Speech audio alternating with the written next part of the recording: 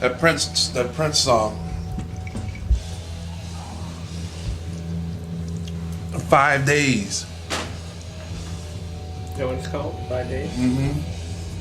No, 5 women. 5 women. That's when they had the months of the year. Yeah.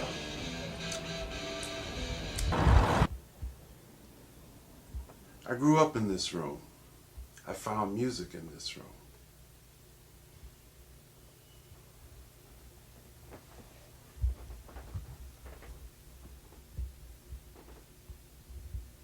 I first touched the guitar in this room. You know. So it's kind of ironic that I end up being back here and making this room my studio.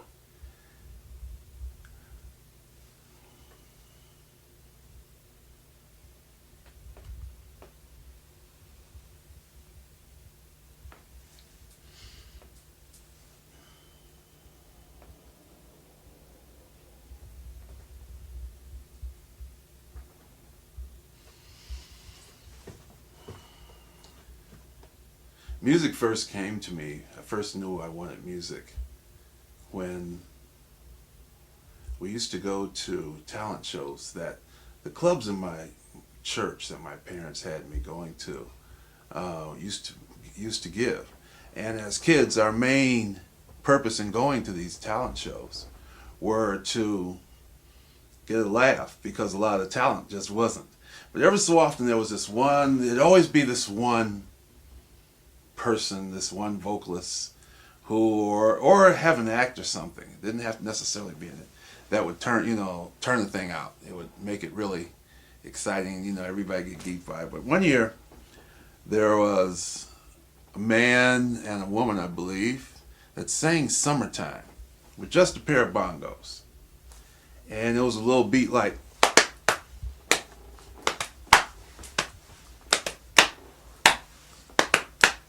Summertime and the living is easy. Well, I thought that beat was really cool. And the way he was playing the bongos, he was doing like.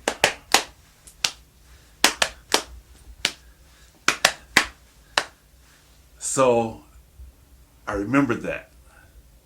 And I just happened to have a pair of bongos. And I came home and I started doing that on the bongos.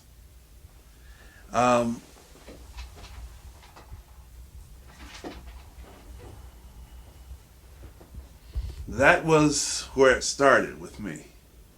I listened to the radio a lot, but it wasn't like it was today. DJs were rock stars.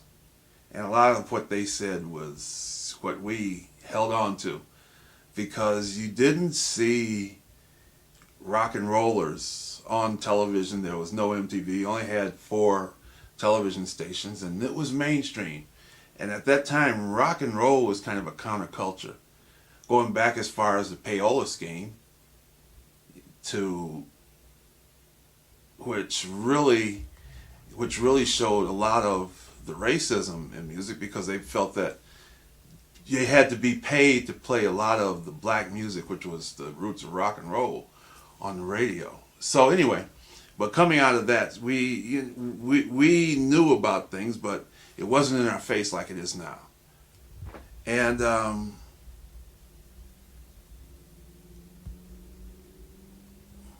I shouldn't have smoked before we did this.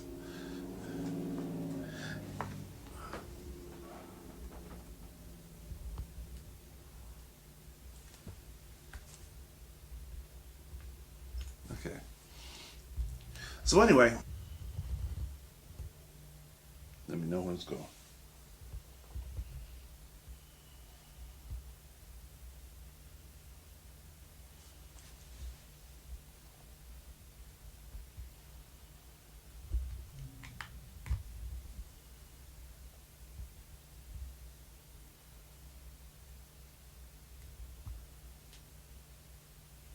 I started out playing the saxophone.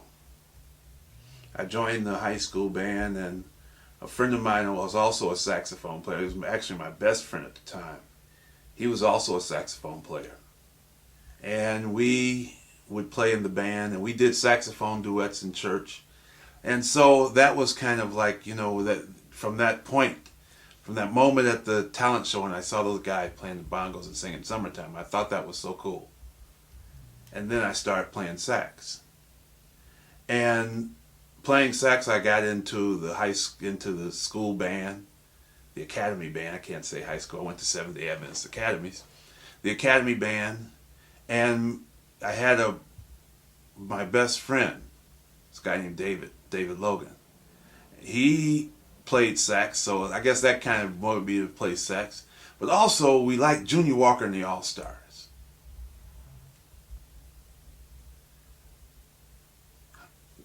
Time out from that. Stop.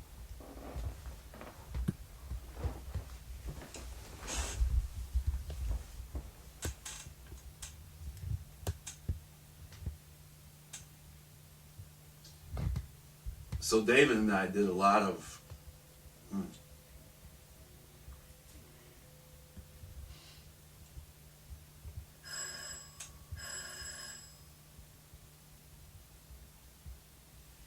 hang on, let me check this. I think that's just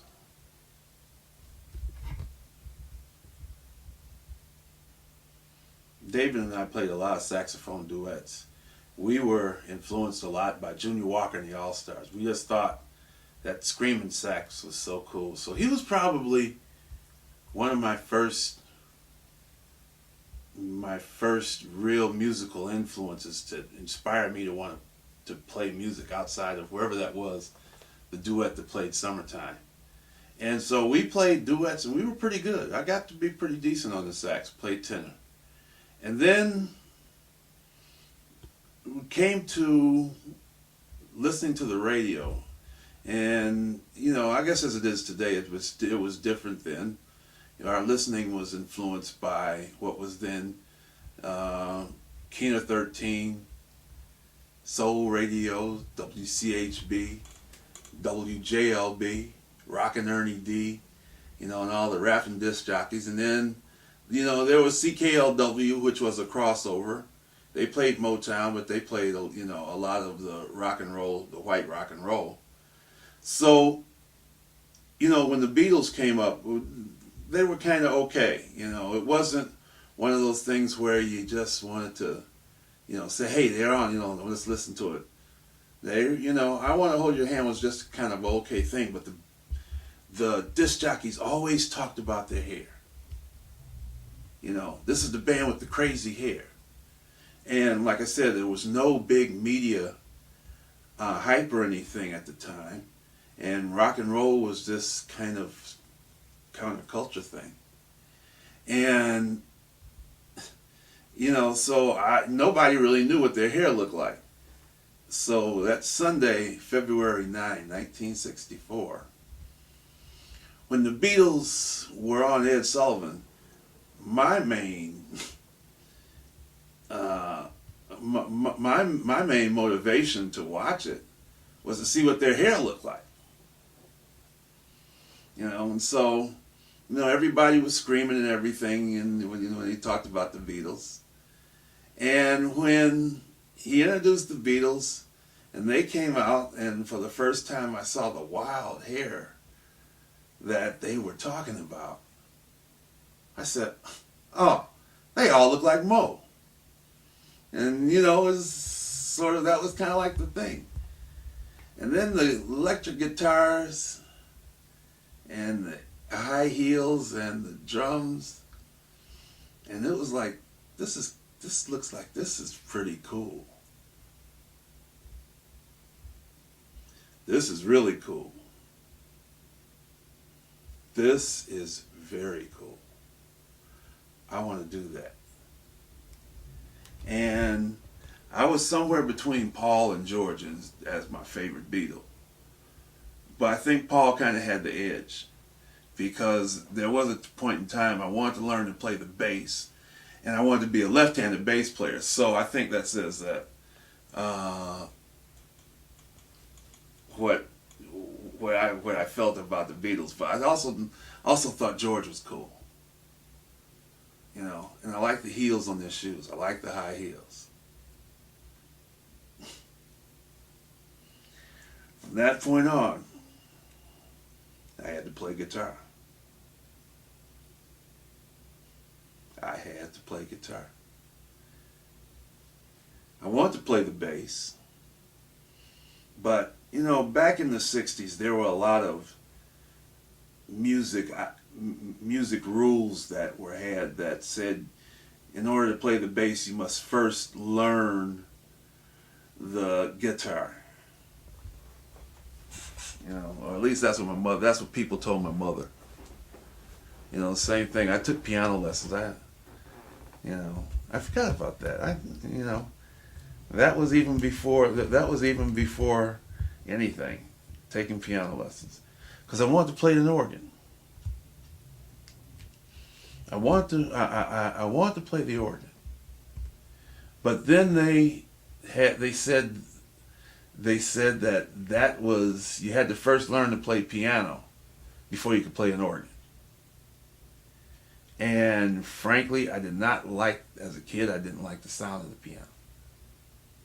Didn't like it. So, that took me to playing the saxophone. So anyway,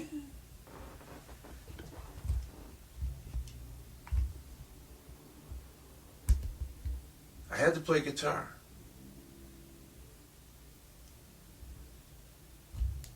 I had to play guitar. So I told my mother I wanted a guitar. And actually, the family downstairs, my younger boy, his name was Carlton. He got a guitar first. As a matter of fact, his parents bought him a K. And it was a tweed Fender amp. Have a nice size amp. But Carlton was, a couple, maybe 3 years younger than me. And so they let me use his guitar in order to take guitar lessons. And I knew I was going to get a guitar for Christmas. And I was showing a lot of guitars of what I wanted and everything. And I think one of the guitars I really, really liked was Gibson Firebird. But it was pretty expensive, I think it was a couple $100. Anyway, Christmas morning, I woke up and went in the room very early Christmas. And there was a guitar case under the tree.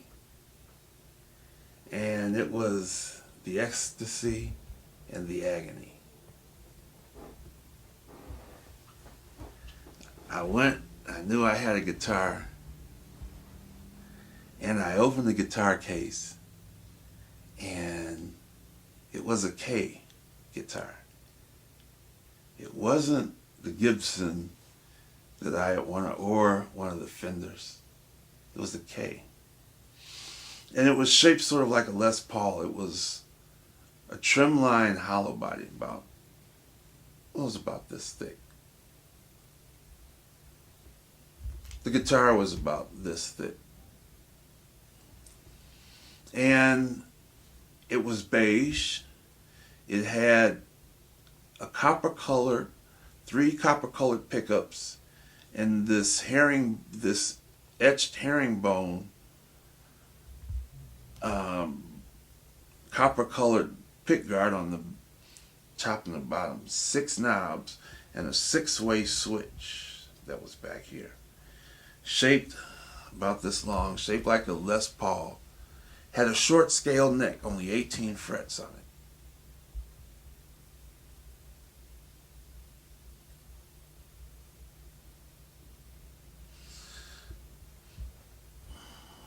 It was sort of like, oh, this is not a cool guitar to me. And then, it didn't have the strap knob. The strap had to connect to the neck and not down at the base, at the base of the neck. And so it was going like that, and that was so uncool to me.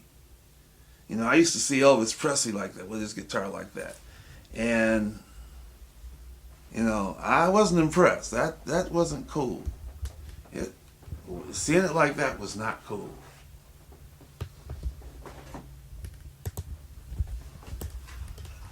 So, anyway, I had a guitar. And I took lessons for about 6 months. And, I was kind of half-hearted in the lessons, but I did learn. I did play. I enjoyed playing. One of the first songs I tried to learn from the radio, on the record player, was one of the Junior Walker Cleo songs. I think it was Cleo's Mood. If not, it was I think that was it, Cleo's Mood. And I got the 45, and put it on the record player, and I listened to the tones, and I would make that guitar sound like what I was hearing on the radio, on the record player. I'd make the guitar sound like what I was hearing on the record player. And I remember my father coming in and hearing me play. And, he was pretty proud of that. He thought it was really cool to see me playing like that pretty quickly. And I started out a most dangerous 3-string player you ever want to hear. I only played on the top 3 strings. But I would wail on it. I really did. I guess for a 3-string player. I guess for a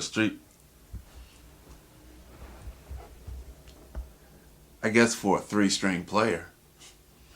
But anyway, I kind of laid the guitar down because I was playing and stuff.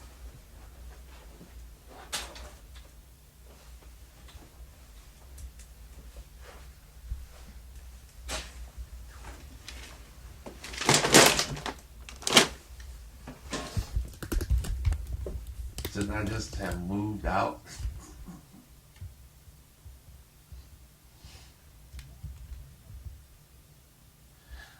I stopped playing for about 6 months or so. Because I was just out ready to be outside running around in the summer. And I think my guitar teacher, I don't think he got frustrated with me like his mother did when she gave me piano lessons. I was so bad with my piano lessons. I had 2 teachers quit me. I had potential. Played a couple of recitals and I was pretty good with it. But I just didn't have the interest. I didn't like the sound of the piano. And if I couldn't play organ,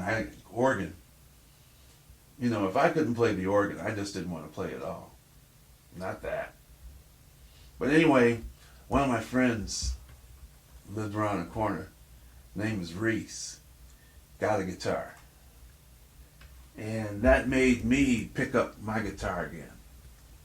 And I started picking up and I started playing. Maybe because I didn't want Reese to beat me or to get better than me. Because he got a guitar second. I don't know. And I think that was probably a little motivation. It got real competitive back then. And so Reese and I would play. And since I was playing, since I could play better than he did, he played the bass lines. So he was going to school. I think we were like 7th, 8th grade. And he was going to school. And he knew a guy there who's played the drums.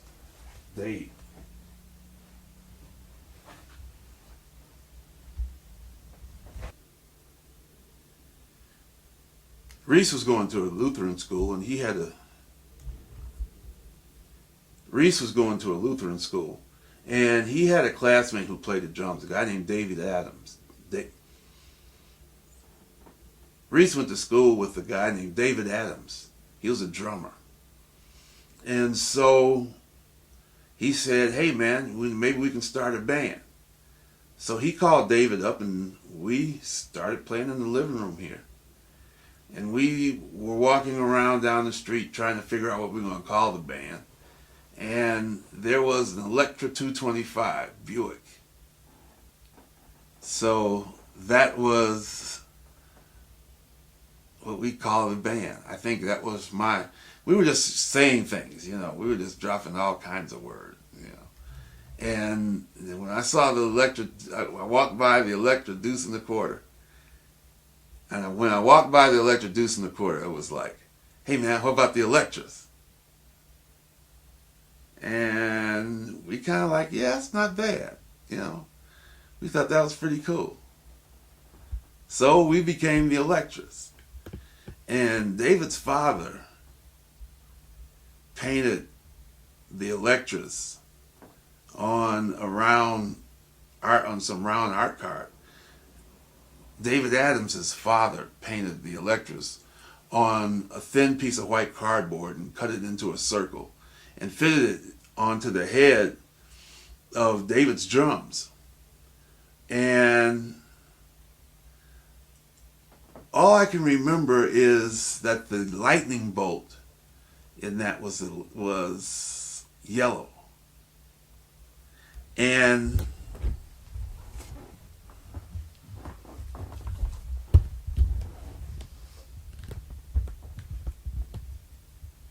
I remember that the lightning bolt on David's drums was yellow. It shot out behind the words "the Electras." And it was a professional looking drum. It was a professional looking name on the drums. It was a professional logo on our drums with the yellow lightning bolt behind the word "Electras." I thought that was just so cool. I think David's drums were red. We had these little Kalamazoo amps. I know I had a Kalamazoo amp. I forget what kind of amp Reese had. I don't remember what kind of amp Reese had. I know he played the Silvertone guitar. And he never did get a bass. So what he would do was tune his E string down to D. And that was our bass. And the first song that we learned as a group was "It's My Life" by the Animals.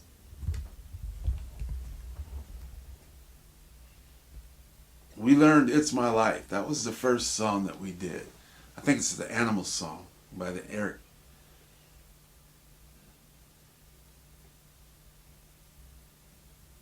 So that was the first band. And our first concert was on a talent show at Reese and David's school. It was, they were it was a Lutheran school, and they had 1st to 8th grade, and that's in the one building. And so we were there for the talent show, and, the Electras were a power trio. That's what we started out as. And the Electras started out as a power trio. And I was doing most of the vocals. I think Reese did a little background, but I was singing then. And I was starting to get a little bit of hearing of Jimi Hendrix. First time I heard Jimi Hendrix, it was over a PA system in my dormitory up at school. And no, stop for a minute.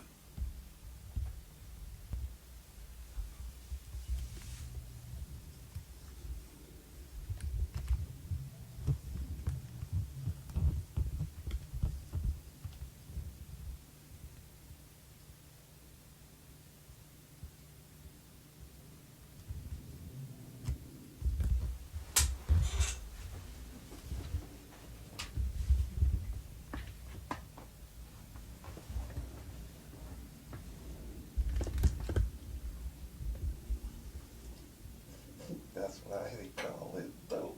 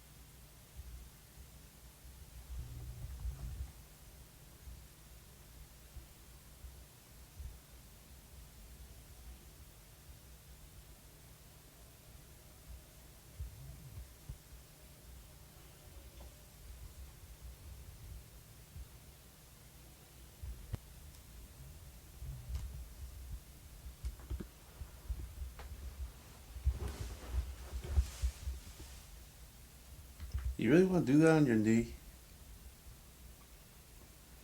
I don't.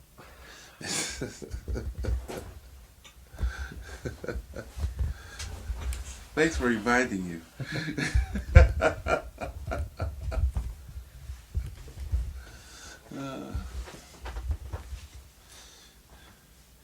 The Electras were my family house band. We would come over here. My mother would pay us to play for, you know, the Christmas and New Year's dinners over here, and we'd sit up in the living room, and we played songs like "It's My Life" by the Animals. That's the first song we learned as a band. We played there was a band out of Ann Arbor called the Rationals, and they did a version of Respect, and we played that version of Respect.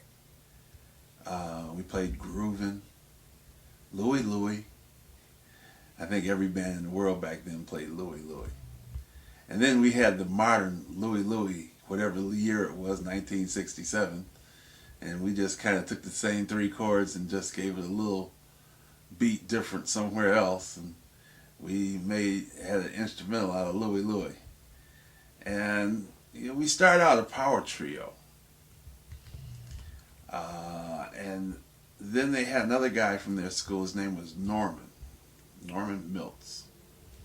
And he was supposed to be a keyboard player, but I don't remember him as being very good. It seemed like Reese and I used to laugh about him quite a bit. There was quite the joke. And then there was Kathy. Kathy was Reese's, I think, and Norman's heartthrob. And she was in the band. This is kind of foggy, so I'm kind of wiping off some dust off of some very, very old memories. She was in the band. I think she was supposed to sing. I think all she ever did was play tambourine. But I do remember this. There was this major love triangle between Reese, Kathy, and Norman. And Reese's world at that time was just revolving about what she thought and all this sort of thing. And she may have been our Yoko Ono. But anyway, but we went through quite a few transitions. My old roommate, David Logan, came and he played saxophone with us for a while, towards the end. And I think that was probably actually the best edition of the Electras. There was some song that we play, and he had this saxophone part where it was just this real heavy saxophone thing that he put on top of it. And, everybody just loved it. And so anyway, that was the Electras. And around that same time was a fictional band called the Gifts of Soul. And the Gifts of Soul The Gifts of Soul was the brainchild of one of my schoolmates, a guy named Dennis Lathan. He played drums. And we were supposed to try to start a band called the Gifts of Soul. But that band never did material. That band never did form.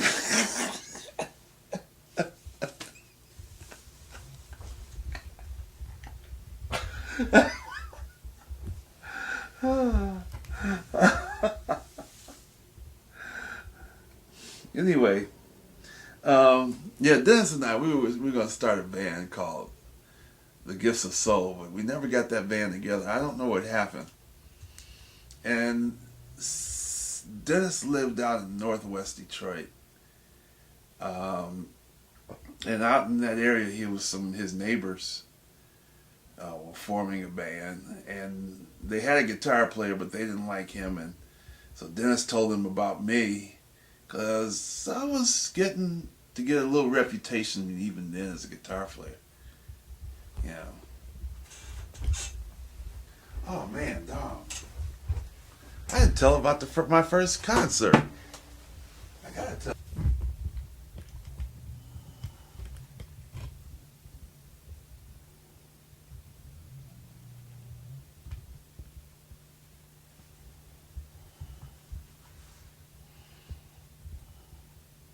My first concert was a talent show with the Electras.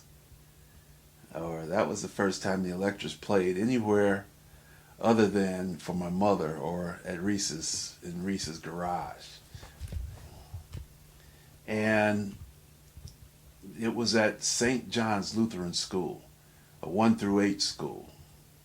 So my daughter's cousin, Ray Dick, he and I, Raymond, Raymond was he was one of my closest friends in the neighborhood. Raymond was one of my closest friends in the neighborhood. And he went with me to this show. And I had a little Kalamazoo amp with Trimno. And Ray and I carried my guitar and amp on the bus, and we caught the bus, and the bus dropped us off right in front of the school. Went in there, and we sat up on the stage. And Norman wasn't with us. I think, I remember him not being very good as a keyboard player, but I also remember that we had, maybe they were Kathy's keys, and she was supposed to play keys, but all she ever did was play tambourine. Anyway, I made up this song called She's Gone, which was some sort of major 7th progression. I think it was like maybe just C, D, E or something like that back down. But it was something like that. And I used to do a little solo on it, and it was the first song that we played there. It was an instrumental, and I played piano on it. So I don't know whose keys it was that it belonged to, but it was something in the drama of what was the Electras. And I think, thinking back on it now, I think it kind of makes, it was a foretelling of what was to come in a lot of my band life, music life.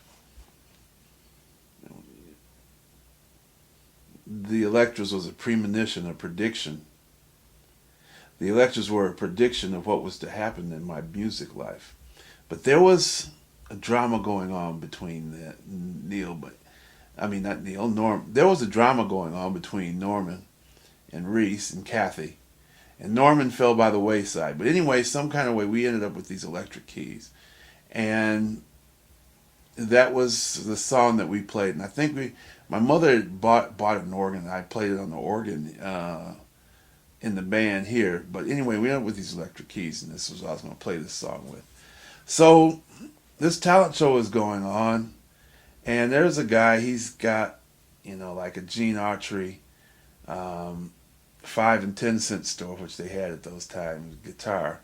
And he's playing these little guitar lesson songs, and the audience is just loving him. The unfortunate thing in the grand scheme of this scenario was that he went on just before the Electras did.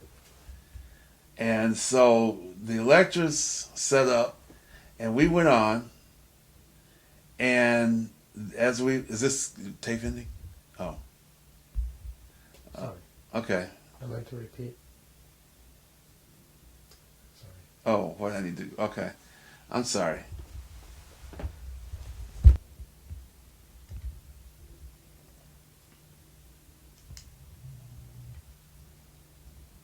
The guy that went on before us played one of those Gene Autry guitars. You got at the 5 and 10 cent store, which they had back in those days. And he played one of the rather cooler songs that you learn in a guitar book. and the audience just loved him. But then there was to come the Electress. Well, we were starting off this. We were starting off with what we were going to do with "She's Gone," and I was set up behind the keyboards. And when they opened up the curtains, and the kids saw the drums and the amps and stuff, they just went nuts. So we started playing the song, and I remember the curtain was halfway in front of me. So I picked up the keyboard and tried to move it out in front of the curtain, not knowing at the time I unplugged the keyboard from the wall.